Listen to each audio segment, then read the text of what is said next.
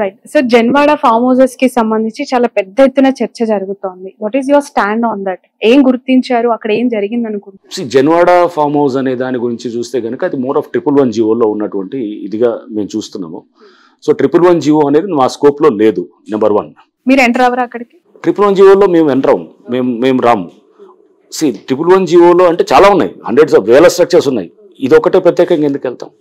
నాలా ఉంది అనుకోండి, ఫర్ ఎగ్జాంపుల్ నాలా నియర్ టు ద లేక్ అని చెప్పి కూడా FTL బఫర్ లో ఖచ్చితంగా చేసేవాళ్ళు. అది లేదు, అది 111 జీవోలో ఉంది. బట్ రేపు అక్కడ 111 జీవోలో చాలా స్ట్రక్చర్స్ రిమూవ్ చేస్తున్నప్పుడు దాంట్లో జన్వాడ ఫార్మ్ హౌస్ ఉంది, హైడ్రాన్ హెల్ప్ అడిగితే ఖచ్చితంగా చేస్తాం. సపోజ్ అక్కడ 100 స్ట్రక్చర్స్ తీస్తున్నాం, మొత్తం ఏరియాలు అంతా కూడా తీస్తున్నప్పుడు దాంట్లో దిస్ ఈజ్ ఆల్సో వన్ అంటే నేను హెల్ప్ చేస్తాను, డెఫినెట్ చేస్తాను. బట్ ఇండివిజువల్గా ఒకళ్ళని మనం పొలిటికల్గా చేసేది అట్లా ఆలోచన హైడ్రా చేయదు. అండ్ ఆ విధంగా దాన్ని మీరు అంటున్నారు కదా ఇందాక, ఏదో భుజం మీద పెట్టి కాల్చేదానికి హైడ్రా అనే దానికి అది ఆ ఇన్స్టిట్యూషన్ కానే కాదు. ఓకే, ఎక్కువగా వినిపిస్తుంది లైక్ పల్లా రాజేశ్వర్ గారు, మల్లారెడ్డి గారి కాలేజెస్ కి సంబంధించి కావచ్చు, లేదంటే ఇతర ప్రతిపక్ష పార్టీలకు సంబంధించిన నేతలవే ఎక్కువగా టార్గెట్ అయినట్టు కనిపిస్తుంది. హైడ్రా నిష్పక్షపాతంగా పనిచేయట్లేదు అనే ఆరోపణ. మీకు ఇన్నాళ్ళు నేను రిలీజ్ చేశాము ఎవరెవరు డిమాలిష్ చేశామనేది. దాంట్లో టీఆర్ఎస్ వాళ్ళు ఎంతమంది ఉన్నారు చూస్తే ఒకళ్ళు ఉండొచ్చు, బహుశా భాస్కర్ రావు గారిది ఎవరిదో ఉన్నట్టుంది. ఆయన కూడా is not a core politician కాదు. సో టీఆర్ఎస్ వాళ్ళు ఎవరు లేరు అంటే మీరు అన్నట్టు బీఆర్ఎస్ వాళ్ళది చేశారనేది. సో అది ఫస్ట్ ఆఫ్ ఆల్ అప్రహెన్షన్, ఆరోపణలు, అది నేను అప్రహెన్షన్ రియాక్ట్ కాకూడదు. సో ఇది నెంబర్ 2 ఇస్ కొంతమంది ఎంఐఎం వాళ్ళది ఎస్ వి డిమాలిష్. అండ్ దాంట్లో బీజేపీ వాళ్ళు కూడా ఉన్నారు, కాంగ్రెస్ వాళ్ళు కూడా ఉన్నారు, కాంగ్రెస్ వాళ్ళే కూడా చేసినప్పుడు న్యాచురల్గా అన్ని పార్టీలు ఉన్నప్పుడు ఇక మరి ఈ ఆరోపణ ఎందుకు వస్తుంది? ఇది అన్ని పొలిటికల్గా ఎక్కడో అలిగేషన్ చేసేదానికి రేపు అందుకో ఎన్ని వర్క్ తోటి మనకు చూపించేటటువంటి ఉంటాయి. వెళ్ళే కొద్దీ మీరు నెక్స్ట్ 1 month 2 months 3 months మీరు చూసినప్పుడు దాంట్లో అప్పుడు ఎక్కువ టీఆర్ఎస్ వాళ్ళే డిమాలిష్ అయినాయా లేదా ఎవరు డిమాలిష్ అయినాయి, అసలు పార్టీలకు సంబంధించిన డిమాలిష్ అవుతున్నారా, ఇవన్నీ కూడా నాకు అర్థం అవుతాయి. ఫైనల్ గా ఒక క్వశ్చన్ సార్, హైడ్రాక్ అసలు చట్టబద్ధత అనేది లేదు, కేబినెట్ లో అప్రూవల్ లేదు, దీనికి ఒక చట్టం అనేది కాదు, ఇది జస్ట్ ఒక జివో తీసుకొని వచ్చేస్తున్నారు, అక్కడ నోటీస్ వచ్చేసింది కట్టేశారని చెప్పి కూల్ చేస్తున్నారు. అథెంటికేషన్ ఏంటి అసలు? కోర్టు కూడా ఒకవేళ మిమ్మల్ని ప్రశ్నిస్తే మీ సమాధానం ఎలా ఉండొచ్చు?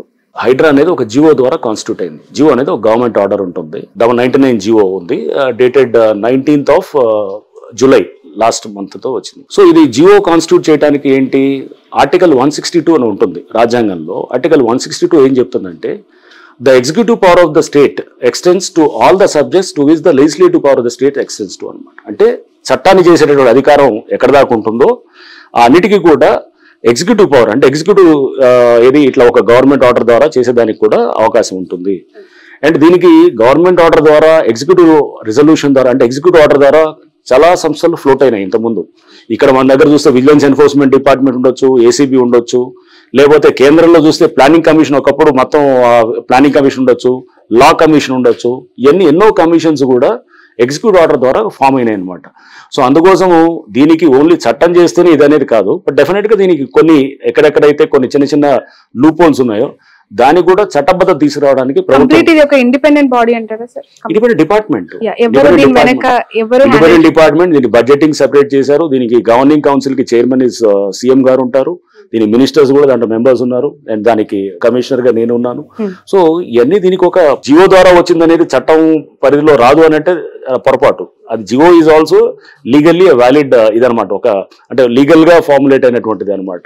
రైట్, విస్తరించడానికి పోలీస్ స్టేషన్స్ అన్నారు, చాలా కొత్తగా అనిపించింది sir. Finally conclude with that, ఎన్ని పోలీస్ స్టేషన్స్ ఏర్పాటు చేయబోతున్నారు, ఎంత స్టాఫ్ పెంపొందించాలని అనుకుంటున్నారు? ఒక పోలీస్ స్టేషన్ తో పెట్టాలండి.